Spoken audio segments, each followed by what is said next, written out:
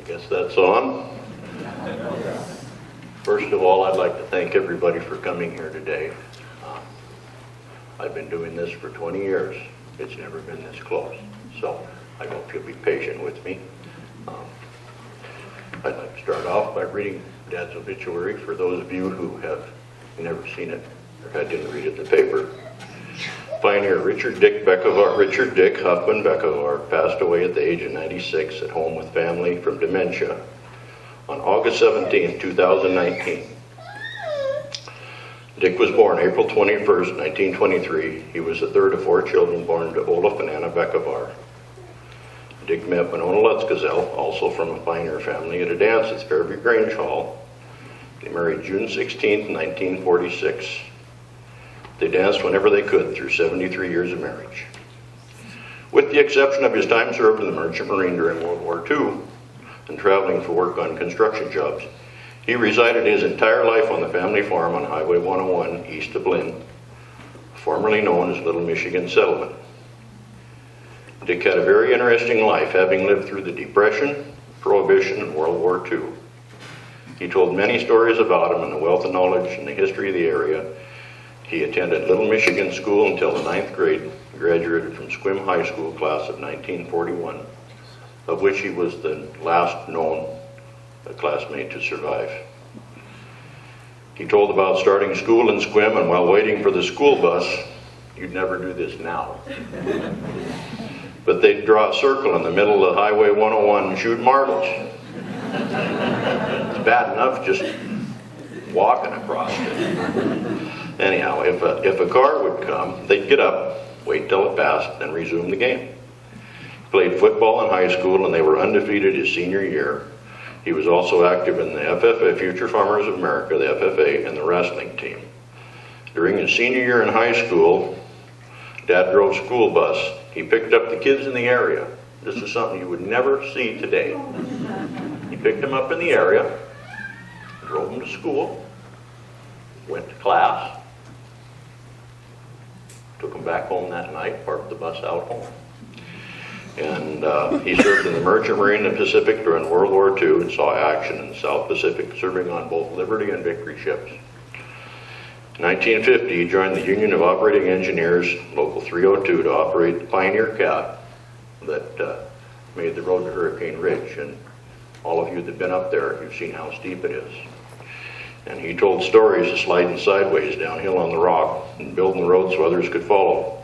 He said many men walked off the hill when the fog cleared in the mornings and they would see how far it was to the bottom. They thought he was crazy, and he said they had no guts for being scared. He worked on construction jobs operating heavy equipment until 1977 when he started Bekkevar Well Drilling, and he continued that business until the year 2000 at the age of 77. I wrote this obituary, and one thing I did not put in it, he was a logger. He started working in the woods right out of high school. And he felled timber for many people, including one person that many of you know, John Kerner, and for many others. And he did that when he was not working on construction jobs to help make ends meet, to have us survive. He was active in Sequim Masonic Lodge 213. He was master in 1959 and 2002. And Right Worshipful Master of the Olympic Peninsula Lodge Past Masters in 1960. Charter member of Sequim Elks Lodge number 2642. He was the third person to be exalted ruler and was very instrumental in purchasing land and building the current lodge. He donated his time and materials drilling the well for the Elks Lodge and Dungeness Schoolhouse. He was active in the Grange, serving as master of rhododendron, Swim Prairie, Jefferson County, Pomona, and deputy of the state range master for Jefferson County for 15 years. He led the installation team and many years thereafter. He was an excellent ritualist in all three organizations. Dick and Winona were grand pioneers of Swim Irrigation Festival in 2003. They enjoyed traveling and visited many places in the United States. With friends of the Trav Elks, they visited his family homeland in Norway and also toured New Zealand and Australia. One thing he said was unique about Dick is his strength and ability to buck hay bales with a pitchfork, putting a pump on top of a load of hay even in his 50s. And if any of you bucked hay bales, you know how hard it is, let alone grabbing it with a pitchfork and getting it up in the air so he could hand it to Freddie, who was on top stacking. You know, hell, we couldn't even get her off the ground. Anyhow, he was preceded in death by siblings Elida Smith, Laura Bekkevar, and Sue Dolan, a son, Richard Leroy, and daughter, Loretta Grant. He's survived his wife of 73 years, Winona, daughters and sons, Chris Baker, Alita and Mark Smith, Dave and Trish Bekkevar, Dorinda and Jeff Becker, and Jim and Andrea Bekkevar, son-in-law Fred Grant, Wallace Quim. 14 grandchildren, 16 great-grandchildren, and 15 great-great-grandchildren. He loved his family, the farm, and his pioneer heritage, and was proud of all of them. He loved to work, and this was instilled in his children. He said, if you wanted something with hard work and perseverance, you can make it happen. We'd like to thank hospice, and especially one wonderful lady, Andrea Chandler. Would you please stand? She was Dad's caregiver in the last days, and she's an angel. Thank you. Now that I got through that. So, from time immemorial, it has been a custom of the Society of Free and Accepted Masons, on proper request, to perform the last rites over the remains of a departed brother. In conformity with this ancient usage, and in accord with our loving duty to our brother, we are assembled here as Masons to offer tribute of our affection and to testify before the world our faith in the Almighty Father and His beneficent goodness to us, His children. With becoming reverence, then, let us supplicate the divine grace to ensure the favor of that eternal being whose goodness and power know no bounds, and that on the arrival of the momentous hour, when the fading taper of human life shall faintly glimmer in the socket of existence, our faith may draw aside the sable curtain, and our hope may sustain and cheer the departing spirit. Let us pray. Most holy and glorious Lord God, we come to Thee in the agreement, seeking that peace and comfort which Thou alone can give. We beseech Thee to be present with us this time of sadness and all the days of our earthly life. Lead us by the hand of love. Pour our Thou confessed blessings upon the relatives and friends of our departed brother. Lead them to know that He is waiting to greet them in a world whose light and bless are eternal. As all of us shall come one by one to end of life's toilsome journey. Fortify our faith with sublime truth that through the prayer of the Lion of tribes of Judah, we shall be raised and find a new home and perfect heaven. In that spiritual building, that house not made with hands, eternal in the heavens. Amen. So Lord it be.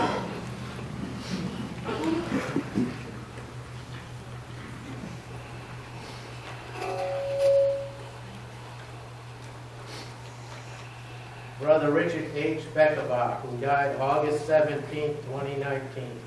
Once again a brother Mason, having completed the designs laid down upon life's trestle board, has answered the last summons of the Grand Warden of Heaven and entered that celestial lodge above, over which the supreme architect of the universe presides. Though our beloved and respected brother has passed through the portals of eternity, his memory remains to inspire us to live respected and die regretted. Twilight and evening fell, and after that the dark. And may there be no sadness of farewell when I am Masonic record brother Richard H. Bekkevar was initiated, entered apprentice Mason on February 26, 1953. Passed as a fellow craft on March 12, 1953. And raised as a Master Mason on April 6, 1953. As a mark of respect to the memory of our departed brother, and as a token of sympathy with his family and friends, it is often ordered that this memorial be filed in the archives of Squim Lodge number 213, free and accepted Masons, and a copy be sent to his bereaved relatives. Signed, Secretary Donald C. Williams and Worshipful Master George Llewellyn.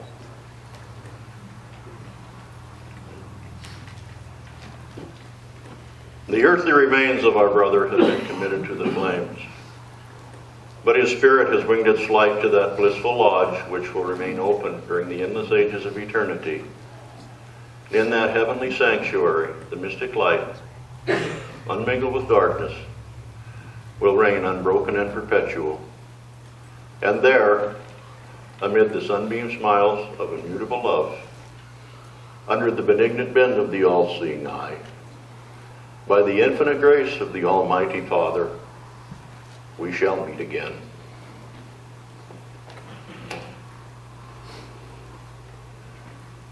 The lambskin, or white leather apron. It is an emblem of innocence and the badge of a Mason. Its pure and spotless surface is an ever-present reminder of that purity of life so essentially necessary to gaining admission into the celestial lodge above, and our kindred sonship with the Father.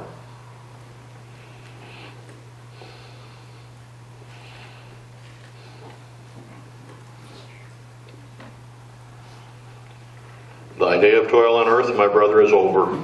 Thou hast entered upon a greater field of labor and love.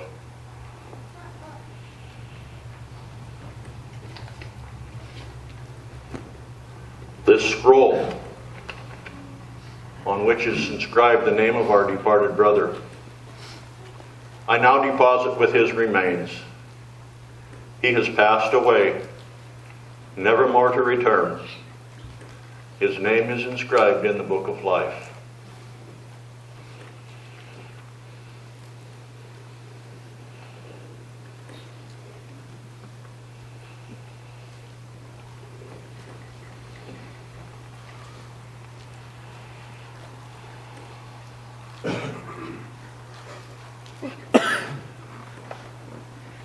The evergreen, which once marked the temporary resting place of one illustrious in Masonic legend, is an emblem of our faith in the immortality of the soul.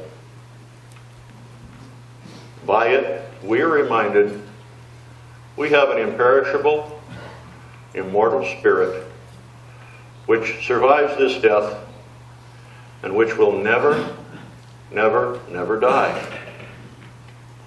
And by it we are admonished that we too, like our brother whose ashes now lie before us, shall soon be clothed in the habiliments of death. Yet through the loving kindness of the Supreme Grand Master of the universe, we know we shall meet once more in realms beyond the skies.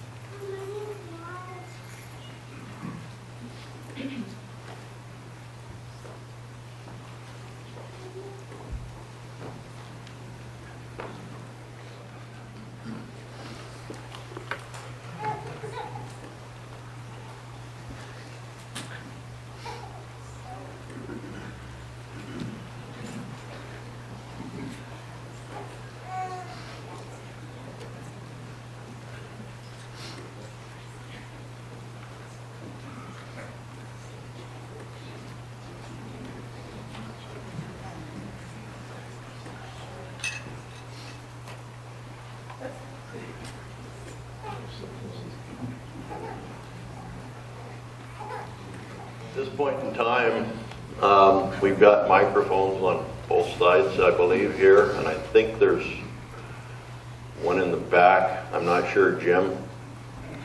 Yeah, he's here. They're stitching him up. Well, when he got back home, he had about 25 or 30 stitches in his hand because it cut it on the inside and the outside. But he drove himself to town. He was tough. He was very tough. I mean, my best friend here, Mark Ellis, we've known each other for over 50 years and told stories about Dad, like with the hay bales. And then one day we were in the shop. He had a brand new barrel of engine oil back to pick up, put a molasses valve in it. We were standing there. And he said, "Okay, get out of the way." And he laid this barrel down and he grabbed it and picked it up, turned around, made a couple steps and put it on a barrel rack by himself.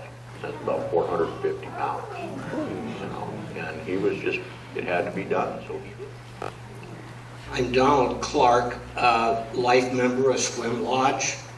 I commend you, Jim, for doing this service, but my hat's off to you, Jim, and to your entire family and to all the brethren. What a wonderful ceremony. thank you, thank you.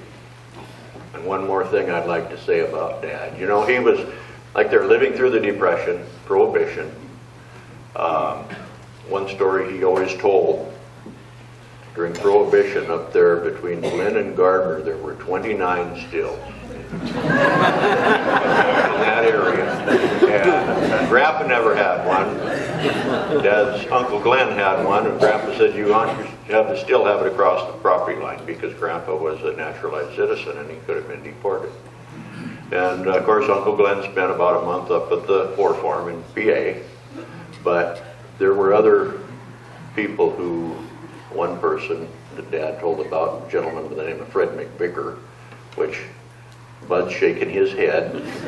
Anyhow, he had property right near Knapp's, and whenever he would dump the mash from making a batch of whiskey, they'd smell it. And as soon as school could get out, all the kids, they'd run up there and see the drunk hogs. And I have never seen Dad laugh so hard when he always told the story about those pigs eating that mash and then trying to walk. They couldn't, and they'd fall on their butt, they'd shake their heads and squeal, and then finally they'd flop down in the mud and pass out.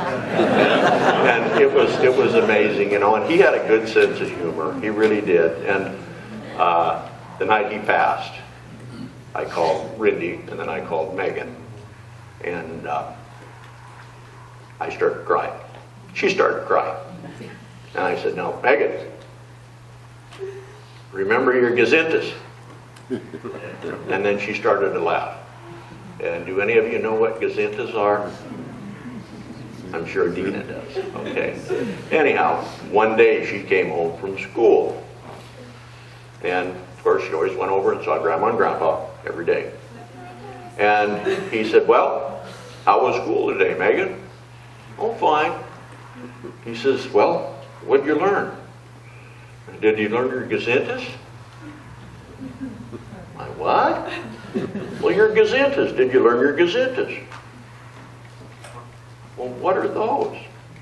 So, well, 2 gazinta 4, 3 gazinta 6. So that was the sense of humor, and Dad had many other little sayings that some of them I won't say here, you know, but we've heard them, and they bring back a lot of good memories. And you know, like I said, he worked hard. He played hard too. When they went on trips, you know, when Dad had fun. When the work was done, he liked to have fun. Like him and Mom, Saturday nights, they'd go dancing just about every Saturday night. And Friday night, they'd go to the Vets Club, they'd go to the Grange Halls and wherever. You know, they loved to dance and have a good time. And you know, the thing that, you know, Dad lived a good long life, 96 years old. And that doggone dementia, you know, it's a terrible, terrible disease. And the one thing that makes me feel better now, I mean, why I could do this, he's in a better place. He was not himself at the last. Dad was gone. He was still here. But what made him up in here was gone. And that's something that we will always cherish, and everybody that here that knew him. You know, I mean, you knew him. That's why you're here. So, and he had an impact on everybody's life. And we're all far better for knowing him, and I'm, you know, for having him as a father. So, yes, Dina. His spirit hath ascended on high. We will commit his ashes to the four winds of heaven, and will cherish his memory forever. Reverently, we will commit the ashes of our brother to the four winds of heaven. Though our brother has passed beyond our mortal view, yet we can trustingly leave him in the hands of a beneficent being, who doeth all things well, who is glorious in his holiness, wondrous in his power, and boundless in his goodness and love. May we, my brother, whom you have left behind, go forth with a firm resolution to cultivate the spirit of truth and brotherly love, those virtues which, when subjected to the chastening fires of time, alone remain unconsumed in all their strength and beauty. With firm faith and reliance in the Supreme Grand Master, we know we shall meet once more in realms beyond the skies. Until then, dear Dad and brother, until then, farewell. Let us pray. The Lord bless us and keep us. The Lord make his face shine upon us, and be generous among us. The Lord lift us upon the light of his countenance and give us peace. Amen. So voted be. I believe at this point in time, Mom would like to say a few words. You said you did, Mom? You can just sit down. You don't need to stand. I want to thank everyone for coming, and I especially want to thank Tom Litford, Fred Johnson, and Exalted Ruler George for coming to see Dick.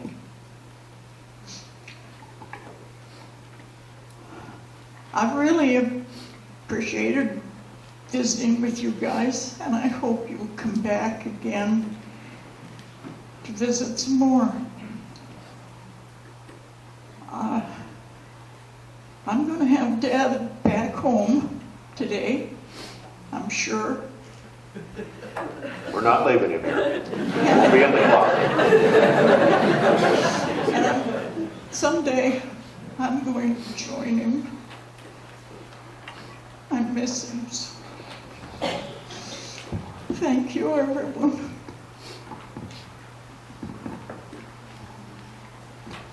Again, I'd like to thank everybody for coming here today to honor Dick. You know, we're celebrating his life. We're not mourning. So everybody, you know, as he'd say, don't get your dauber down. Thank you.